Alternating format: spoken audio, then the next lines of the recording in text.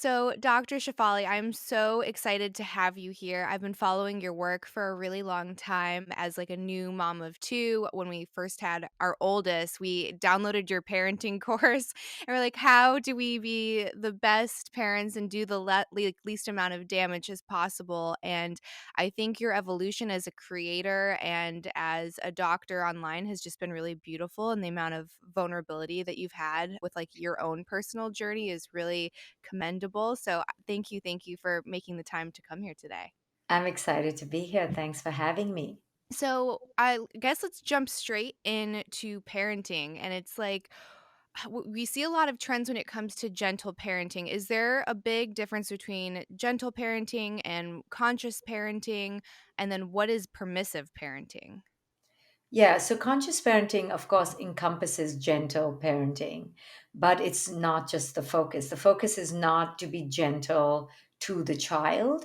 It's much more than that. It includes that, but it's much more than that. It's about really understanding the parent's own ego patterns and how they're bringing their own unconscious crap really to the dynamic, and how to stop doing that so they can truly meet the needs of the child before them, because that's what a child needs to flourish, to become empowered and successful. And permissive parenting is just negligent parenting. It's nothing to do with conscious parenting. People think conscious parenting is like permissive parenting because I talk of so much about letting go of this delusion of control, but that doesn't mean you let it go and now you're just doing sex, drugs, and rock and roll, and completely ignoring the needs of your children. So it's a deep philosophy, and that's what I talk about in this book. It's a movement, really. It's a revolution in how we raise our children, and this book is really 20 steps on the how to do this right. So, when it comes to the idea of control, I think a lot of us have that when it comes to either our partners or our kids. And there's like this idea of ownership, and I'm going to like carve you into the perfect spouse or the perfect child. And it's totally discounting like their authenticity and their path. When it comes to that, I guess where do you find the balance between freedom and what one might call unconditional love, which is like, I accept all of you and I accept your decisions. Whether or not you tolerate that, I think, is a different discussion, versus this is conditional love and I only love you so long as you are providing all of these things as a husband, or you're getting straight A's, or you're not having a temper tantrum.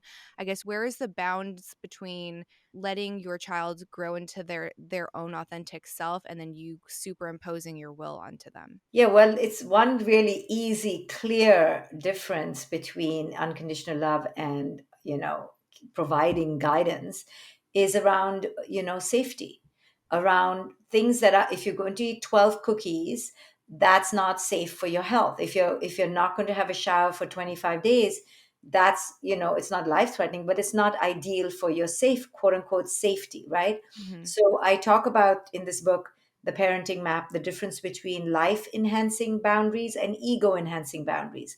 Now, if I ask you to please cut your hair in a bob because that makes me feel like you look amazing in a bob, is that really for your safety and for your life? Or is it because for my ego? You understand? If I ask you to play the trumpet 16 times a week, is that for my ego? Or is it really for sure for your life? Versus if I ask you to go to school, now, given that we live in this form based world, going to school is a requirement. Is that really for my ego? Is it really for you? So, yes, I will have to push you to go to school and do it in a way that's gentle, that's loving, that creates a buy in and a partnership. I'll work on that, but I'll be resolute about that boundary because it's for your inherent, for sure, objective, good well being. Versus go to school and get A grades. That we can negotiate on. You can get some B's, you can get even a C, you can get some A's.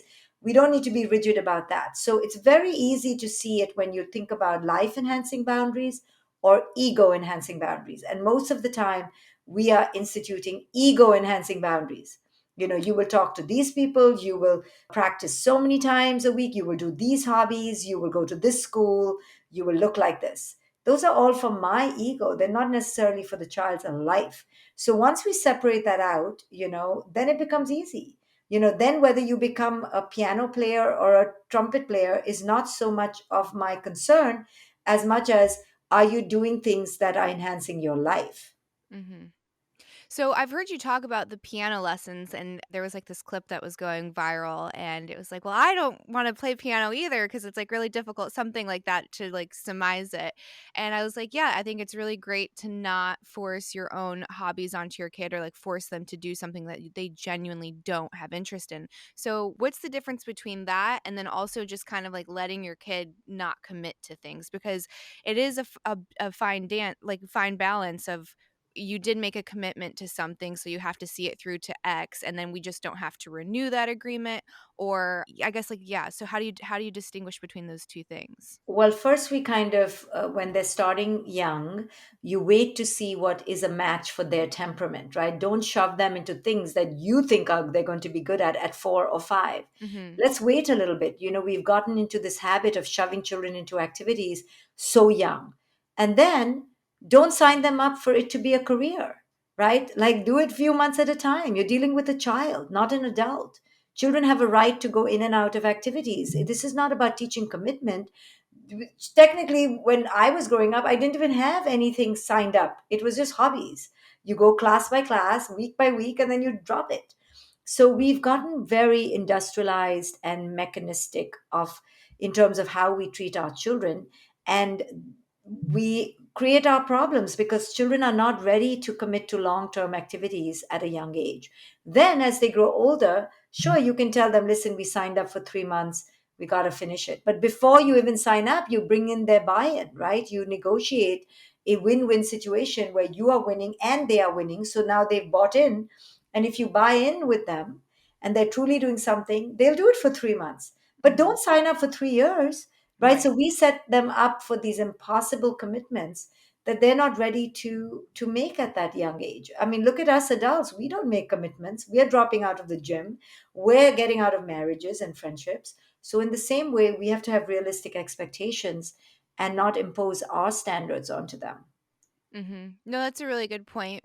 To push back a little, would you say that maybe the reason that a lot of people do struggle with commitment, whether like even it to themselves, right? Like I'm going to eat healthier this year. Like I know that eating this processed junk is not good for me, but and I'm going to make a big change, and then you don't stick to that. Do you think that's because we didn't have that modeled for us, or because I know for me, um and it's through a lot of your work too. It's like unparenting how we've been parenting, right? And then like becoming the better and eventually, hopefully, best version of ourselves. But I didn't have a parent. I was kind of like a feral, free range baby. So I didn't have anyone that was like, you signed up for violin, you need to stick with it. You signed up for Spanish, you need to stick with it. And now looking back, I'm like, I really wish that someone had taught me some more discipline with some of that stuff because then I would be able to have these skills that I do value now as an adult. I'm like, I wish I could play an instrument. That'd be beautiful. I wish I was bilingual. I think that's beautiful. But I didn't have that structure growing up. So now it's Yeah, but hard as don't, an adult. but I do think you may be, right? Maybe over simplifying. Oh, if I had had that, I would speak 20 languages. Hmm. You don't know. You Hmm. don't know what else you would have had that you don't have right now. So let's not romanticize, and instead let's accept, because imagine if you did have the discipline but then you were ashamed, but then you were beaten. Sure, you would be forced into learning 3 languages, but you were ashamed, you see. Hmm. So don't over romanticize or oversimplify what you wish you had gotten. Let me tell you, you are doing this podcast, you are very committed. You know why you're committed? Because it's what makes sense for you now. It matches who you are in your essence. Nobody's making you show up on time. For me, you showed up on time, you're available, you're present, you've got your notes. Guess what? That was you, right? Somehow you found it within yourself. So it is with our children. And what I teach in this book, The Parenting Map, is for parents to align with who it is the children are Hmm. and then encourage them through their own self knowing to find activities that they like. And the closer it is to who they are in essence, the more committed they will be. Hmm. And allow that to unfold a little bit more slowly, more naturally, so that it is sustainable, so that it does feel like the child is owning it rather than we are imposing it on them. Hmm. So when it comes down to like your essence and your authenticity, you've spoken about how institutions can kind of crush that and suffocate that. And whether that institution is traditional marriage, whether that institution is education, like you have these systems all around you, and a lot of them seem to be unavoidable, like education. We do have some, private schools that provide some kind of options, but that's not accessible to everybody. So, how do you navigate that trap almost? Because if you are in a situation where you only have one public school and that's the only option, and then maybe you get stuck with a bad teacher that you see is just not whole and complete in themselves, and then that is being kind of projected onto the children, right? Like, don't focus too much on art because you'll never be an artist, or artists don't make any money. So, like, this class doesn't matter. Just like these really awful things to tell this young blossoming child. So how do you navigate that trap when it feels like you don't have a third rail or a third option? Well, you accept. Not everybody can have 25 private schools at their disposal. And we live in this world. So we teach our children, to manage within this world. I mean, what to do. We're not living in an ideal place. Most of us don't have ideal situations. And I teach that, like, let go of the quote unquote form based realities. Like, it doesn't matter what school you send them to. Of course, it does. Ideally, it would. But don't stress on that. You at home capitalize on the power you do have, and at home, let them know that at school they focus on grades and they stress you out, but at home, let me tell you, this is not that important. What's important is that you know who it is you are, that you believe you are loved, you are worthy, right? We cannot create a magical fairy tale for our children. That is not the goal of conscious parenting. The goal of conscious parenting is to teach our children that no matter what life throws at them, they're going to be okay because they are worthy and empowered from within. And that's what I teach in this book, is how can parents help their children feel worthy and empowered to handle life's imperfections, because life is imperfect. It's not about finding the right mate or finding the right pair of shoes or finding the right school. No, it's about feeling right within you so that you take that sense of rightness wherever you go. And it doesn't matter what life is. Life is not perfect. And there's no way I will ever help parents find the perfect situation, because there is none. It's about accepting imperfection and knowing that you are empowered to handle the imperfection because you're resilient. Hmm. So, when it comes to modeling that authenticity and creating an environment for them to be resilient, how do you help parents unpack who, like, they themselves are, answering that fundamental question, who am I? Because I just did this exercise with one of my teachers just yesterday, which I found to be like the timing of this was so perfect. And the homework was like, who do you think you are? And I did what I imagine a lot of your, your fans and your viewers do as well, which is identify with roles. Like I wrote down, I'm a mom, I'm a wife, I'm a podcaster, I'm this. And he's just sitting there with a smile and shaking. And he's like, you just described doing. Like that's what Candice is doing. That's not who you are. So how do you get down and like peel that onion back to who am I? Right, and that takes a very consistent wisdom practice.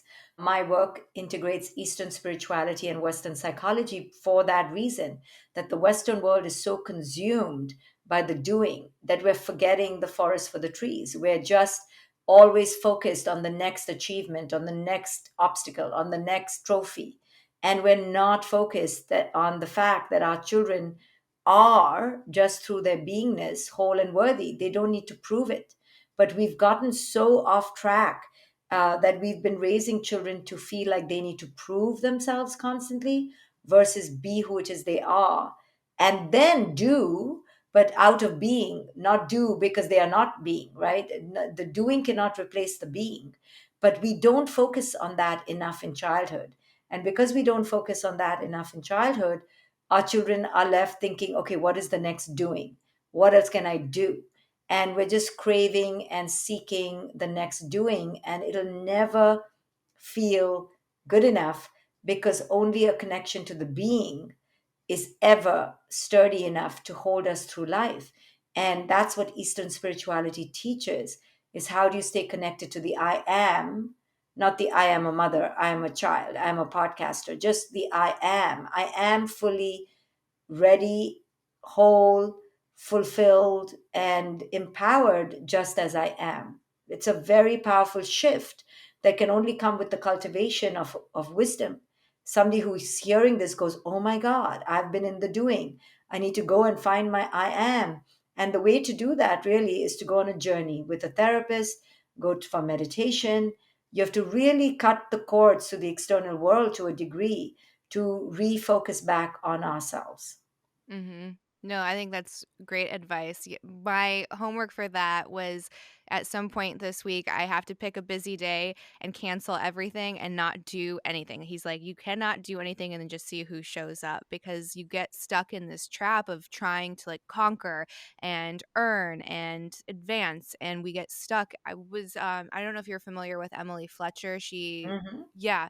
So she was talking in one of her meditation courses about like how we just kind of go to the gym with this one thing and we're like, do, conquer, conquer, conquer. And then on the other side, we have this like intuition and curiosity and creativity and spirituality that is just atrophying on the other side because we're just neglecting like quite literally half of our brain and that half of creation by thinking that action is the only thing that matters. Exactly. And, that assignment is so beautiful because it will teach you to feel complete just as you are. And that is the key. And once you can get in touch with that and stay married to that, then whether you get a compliment, whether you get rejected, you get the raise, you get the job promotion, all of that is extra, but it's not going to crush you because you've already established that I'm good enough without anything. I'm good enough on my own without a relationship. I'm good enough without my child. I'm good enough without the trophy. Now, what you going to take away from me? So then life becomes what they call Lila play, which is everything is for fun now. Now I'm just having fun through this journey called life. Whereas with the old mentality, that is your life. It's not I'm having fun with my life. I'm playing with my life. That is my life. And that is what is called Maya, an illusion. So we have to learn these concepts of Eastern spirituality in order to empower yourself. No, I 100% agree. I think that I mean, I get really excited when I see this mass interest accumulating of spirituality. You can't go to a store without like them having at least a little section off into like whether it's like crystals or books or meditation.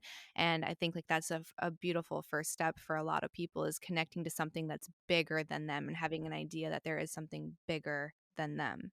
Yes, yes. And when parents get that, and many parents whose children are threatened by a life disease like a terminal illness, or they themselves are, they get that. Why do we wait for that in order to teach us that, listen, I don't care about the grades. I'm so sorry I yelled at you because you didn't eat your carrots. You came home 30 minutes late. I get it. I get it. I'm so glad you're alive. And I know that seems so simple, and life is not so simple, but life is that simple. If we can just focus on well being, on our connection, on presence, on simplicity, on the here and now, then, like I said, first connect to all that. Then you can add on the harp, the flute, the mountain skiing, the travel to, a fancy nation.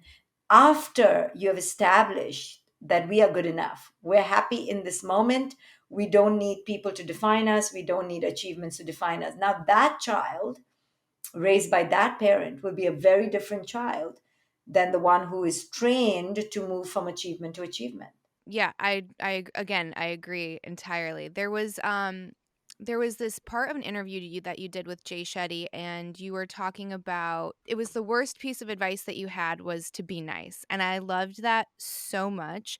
It made me think recently I was setting up a play date with my son and we like went out to breakfast and we live in a smaller town where, everyone knows everyone. So we go in and they're like, "Oh, hey, what are you doing today?" And I was like, "Oh, we set up a play date." And the waitress leaned in and she's like, "Well, make sure that you are nice, that you play nice." And I was like, "Whoa, okay." Like, we're still doing that. So I waited till she left and I was like, "Listen, you get to experience people how you experience them. So if you're experiencing someone and then that invites you to, show up nice, then that's beautiful. If they're showing up as something that makes you have to establish a boundary, then you're allowed to do that too. Like, you're allowed to not be nice. You know what I mean?" Like, I just thought that Right. was so crazy. So I was so excited when you said that. And I think for some reason, a lot of us still think that no matter what, we don't have to respect ourselves or our boundaries. Like what matters most is how other people think of us. Like, is my kid going to show up and be the nice kid, or is he going to be the one that's a quote problem? And I don't know. It just really was surprising to me. Yeah, these are these automatic, pithy statements we make to children. Be nice, go hug your grandma. You're so rude, or you're so disrespectful. We just like are thoughtless and unconscious about our judgments. And why are we teaching our children that? Because it makes us anxious, right? The waitress was first just running on autopilot. She wasn't even really thinking. And then secondly, we want people around us to be nice because it makes us feel nice. It makes us feel good. It's much easier to handle, but being authentic can be uncomfortable, like Mhm. laying a boundary, saying no, walking away, saying, I don't want to play with you. Teaching our children to be authentic can ruffle feathers and or make us feel really embarrassed or like we have been a failure. We've raised such a disrespectful child. But in the long run, it will help our children so much more if they're trained to be authentic versus than just plain old nice. So, we have to think about how we communicate with our children, what we're exactly telling them, because sometimes we just roll out these very, simplistic ways of talking. And then we get angry when our children are quote unquote not nice, right? We're upset with them. We're genuinely upset because we felt that being nice was the only standard. And being nice is not the only standard. It's never the only standard. There's sometimes you can't be nice in life. Sometimes you have to be rude. Sometimes you have to be curt, or sometimes somebody can interpret you that way, even though you haven't done that. So it's okay. You Mhm. know, children, automatically when they come home from school, are used to getting their parents lecture them that they were not attentive. They were nice to the teacher. Very rarely do we take our children's side when it comes to issues with, especially teachers, right? We typically blame the child because we're so embarrassed. But sometimes it's okay to say, yeah, I can see why you're upset with the teacher. I can see why she wasn't exactly very kind. And I understand. Just that validates the child so it doesn't make the child feel like they are always the problem. And we typically do this to children. I think it's so important that they understand that someone's in their corner, especially at a very young age, because I see that a lot. Even with my oldest, he's only like 3.5. And there's moments where if like someone wrongs him on the playground or something, the first thing he's doing is like, do you seeing this? Am I alone in this? And like sometimes I have to intervene, as I'm sure most parents know. The playground is a very wild place, but he does look for that, like, am I alone or do I have my tribe here? And I think that if you do have a situation where they're in school and maybe someone's not showing up how they should be, that you have your kids back. Exactly. And it doesn't take much. It's not about indulging your children Hmm. or creating entitled brats. It's just about saying, I hear you. I understand your perspective. I see you. I got your back. And now let's handle the situation in a conscious way. Just Hmm. always to let your children know you have their back. I mean, that is huge for a young child who's anyway so dominated by adults, who's so, given the child status, the lesser than status, and who feels so dependent and helpless. So these are the ways we can empower our children that, what you feel is legit. I Hmm. hear you. We can correct them later, but let's first connect to them. And we always forget in our haste to make it right and to feel good about ourselves. We typically move to correcting before connecting. And I always say that a fundamental premise that I teach in this book, The Parenting Map, is how do you connect before you correct? Hmm. And then repair, right? Which is huge. And I think so many of us skip over. I know for me, it was like there was forget connection, like that didn't happen. It was a quick correction, and then repair would show up in like a pretty unhealthy way as like, let me go take you shopping. Instead of having a talk and emotionally reconnecting or like explaining kind of what happened and how to move forward from that, it's like, let's gloss over this. We'll go shopping like nothing ever happened. And I think a lot of us maybe want to do that because the repair requires a certain amount of vulnerability and Mhm. maybe like admitting to wrongdoing on our end. So I realize like how unnatural it is for me because if I show up in a way that I'm like, man, that was not a great mom right there. That's not how I want to mother. So I'll have to get down on his level and be like, mama shouldn't have just yelled at you like that. That was my own stuff and I'm sorry and you didn't deserve that. And like it sometimes is hard for me to say I'm sorry to a toddler. And like, what is that about? Like that just shows how much I'm not willing to be vulnerable with myself in that moment. So it's crazy how insidious some of this stuff is. 100%. And it's not even to say sorry, it's even deeper than that, right? It's to own it, to then do the work, to go, why did I bloody lose my temper like a fool? What is going on in me? Why am I so insecure? And then to heal that showed up, that wound that showed up in that moment because of that situation with your toddler. That's the real work. It's not just to say sorry, it's now to show up in a different way. And if you're recurrently stressed out and losing your mind, to definitely alter that so that you can change the pattern. But yes, it's incredibly provocative for parents to do that work. And that's what I teach in this book. The parenting map is all about that. It's what are you doing that is dysfunctional? How can you change your patterns so you can connect with your children completely differently?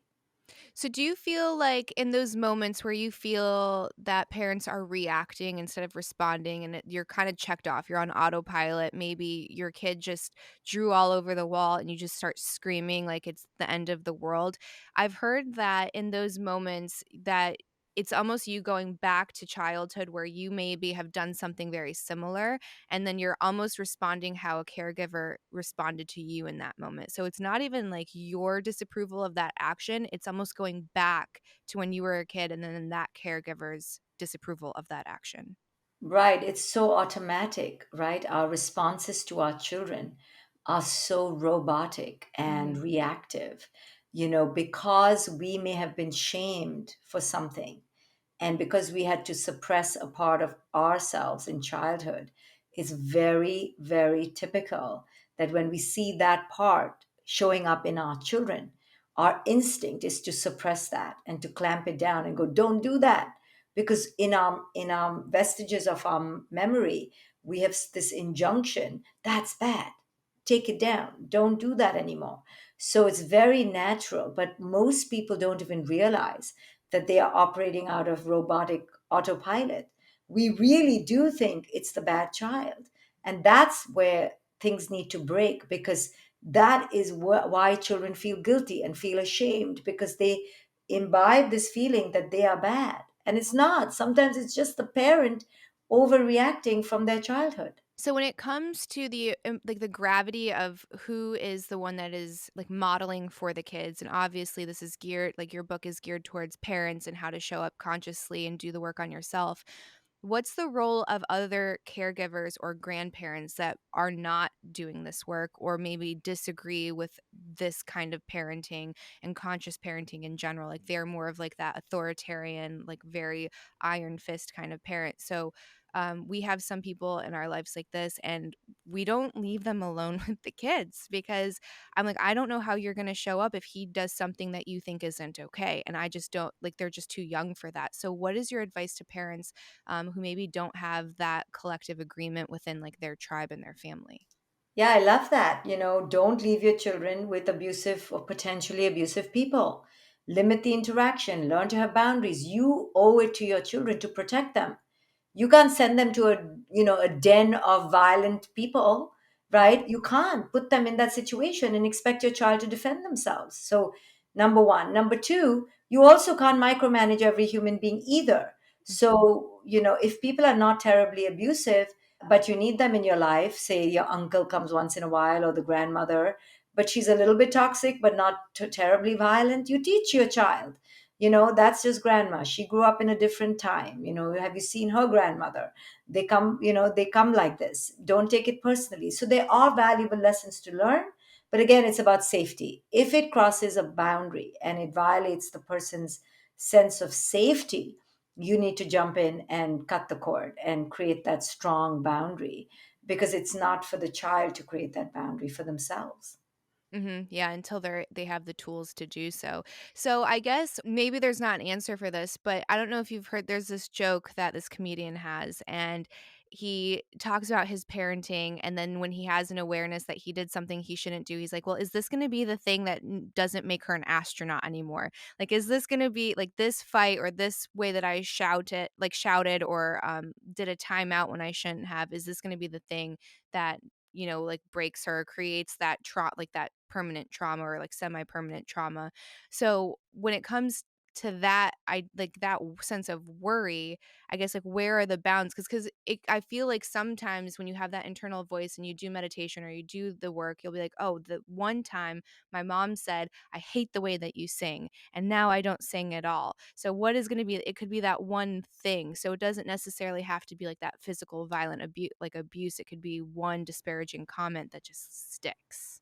Yeah. And, on one hand, one thing is not enough. On another hand, one thing could be the one thing. Mhm. So we don't know. And it's okay. You can't be perfect. Typically, though, it's not just one thing. Mhm. Typically, you see, if somebody is vulnerable to one thing, means they've been already been chipping away 100 times before.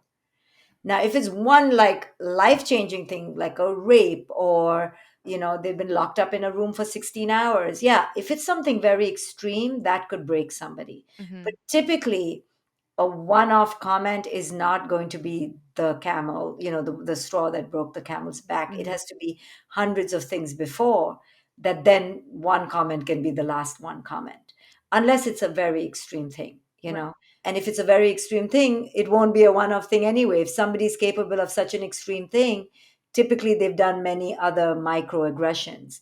Now, if it's something traumatic like a cyclone, a hurricane, an earthquake, a life-threatening disease, or a rape, now that could be a traumatic one, big T thing. So it all depends on, the intensity, the severity, the chronicity, the perpetuity, consistency, the temperament of the child. Some children break easily, some children are more stalwart and resilient. So it depends. No, that is a huge relief. We were recently visiting my 90-year-old grandmother, and she's from Japan, just a very different culture. And my little one was crying, like, he, like, fell and, like, hit his knee or something, he was crying, and she's like, "Oh, cry baby, like, boys don't cry," and I was like, "Ah," like, "Oh, no.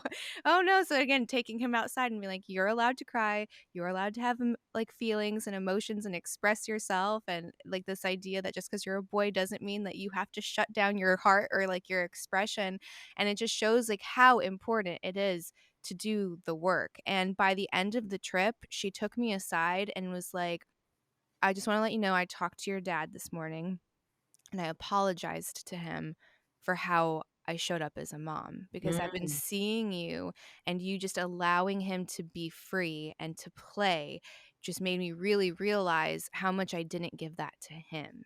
And I was like, mm, "Whoa, that is huge." Because that that is wasn't even my intention. It just showed up. And it's like right. you don't even realize the ripple effect of doing this work and what it's going to do for everyone around you.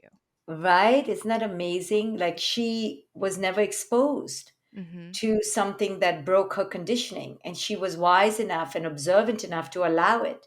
And that's why I do this work, because you never know how somebody's going to transform themselves. Not everyone's going to be changed and transformed, but you never know where the next transformation is going to come from. That's why all we can do is do the work ourselves, and then hopefully there will be a ripple effect out into the world. But it's a beautiful thing when that happens, because you're healing others simply by healing yourself. Mhm. That's so true.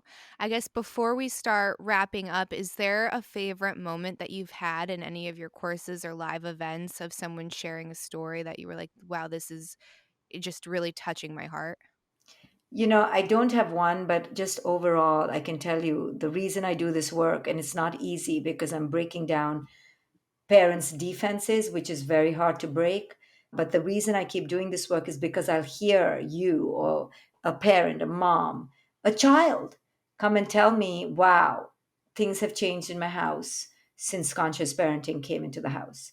Thank you for the work you do, because this work is life changing. It's game changing, and it is. So that's why I do the work, because overall, it's a resounding, constant echo of people who are literally blown away by how their entire relationship with their children change and how then their children change in the house because of this work. So, this book again is 20 Steps, the How to Parenting Map. It's written after decades of experience. I'm a clinical psychologist, I work with people. This is the approach I use to help parents break down what they need to do, how they need to stop the conflict, stop the arguing, stop the dysfunction, and really create an environment of peace and empowerment with their children. Incredible. So do you wanna, tell the listeners where they can follow you and where they can get your book? And I'll make sure I link it all below as well. Yeah, so they can find me at drshefali.com, drshefali.com on my website. I have a coaching institute. I coach people to become coaches like I am and help other parents, which is a phenomenal online course. I have also many other courses. And on Instagram, it's Doctor, spelled out Doctor Shefali. So hopefully people will find me, read this book. It's called The Parenting Map, and begin to change families one parent at a time. Absolutely incredible. This was amazing, and it was so nice meeting you. Thank you, thank you, thank you. Of course. Thank you so much.